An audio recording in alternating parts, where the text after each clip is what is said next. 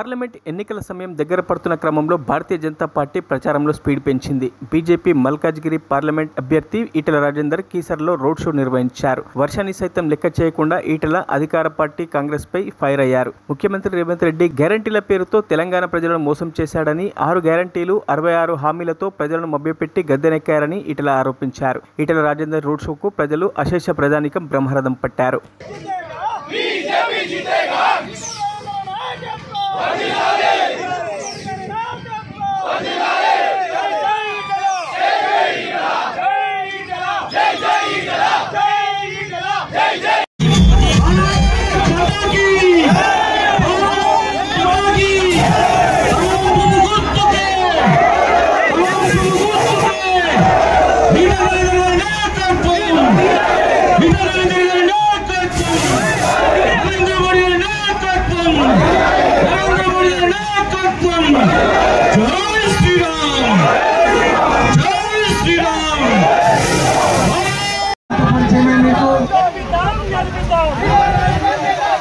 అందరికీ పాత పరిచయమే కాబట్టి నా మాటలేం కొత్త కాదు, నా చరిత్ర ఏం కొత్త కాదు. కాబట్టి మీరందరూ కూడా 13వ తారీఖు నాడు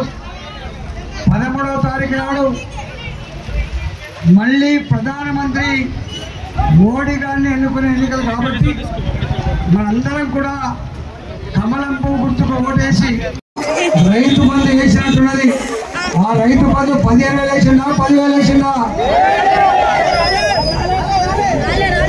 6 గ్యారంటీలు 66 హామీలు,